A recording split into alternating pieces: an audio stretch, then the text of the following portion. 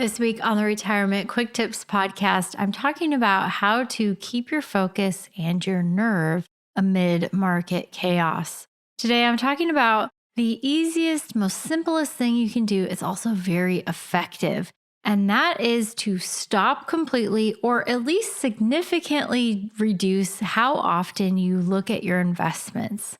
It's kind of a no-brainer, but it is a powerful way to keep your focus and not give in to the temptation to see, oh my gosh, look at all the thousands, tens of thousands, hundreds of thousands of dollars I've lost in the last month or 2 months or year to date. No. If you look less often, you won't see those losses because they're just paper losses until you lock them in. And the less often you look, the more likely you are to see a gain, to see things calm down, to see the volatility significantly reduced. I should probably eat my own cooking, if I'm telling you these things. But actually, would you believe I have not even looked at my 401k once this year? I've looked at my other investments because unfortunately, as an advisor, I can see all those anytime I want to. So I do check that a bit more often. But even then, it's probably only once every couple weeks, which is still a lot, actually. But with my 401k, because I have to log in, I have to go to this completely different website. I mean, the extra 3 clicks that I have to do, it's like, who's got time for that?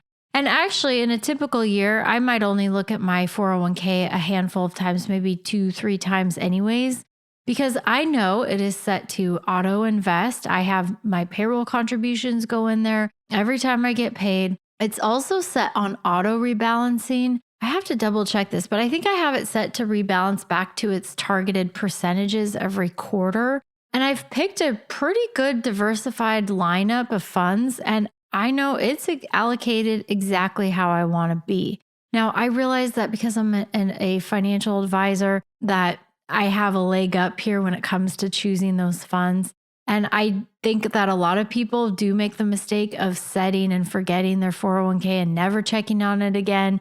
And that can lead to some big problems. But in general, 401ks these days are set up to be so autopilot that often if you set it up correctly, you don't need to make a lot of changes, which means you don't need to look that often. And so if there's another important reason why you don't want to look at your account very often, your 401k, look at your statements. Sometimes, maybe just best to just file those away and avoid opening the envelope when things are really ugly like they were, April. Some of you are maybe probably going to like your April statements. Some of you might not. But the key here, and I guess why I think this is a powerful strategy, well, not just why I think, why it is a powerful strategy simply to just not look. It's because of a behavioral finance concept called loss aversion bias. What it shows is that people tend to feel worse about losses versus gains of similar magnitude. Like the pleasure they feel from gains is half of the pain you feel of a loss. For example, let's say you lose $10. That feels twice as bad as the pleasure you feel if you gain $10. And it's not a small difference. Like if you go gambling and you hit the jackpot and you make $1,000, it's like, hey, that's super exciting. Love it. But if you lose $1,000, it's like a devastating loss. And so most people, if you just know that you're going to feel about twice as bad when you see those losses compared to how good you would feel if you had a similar gain.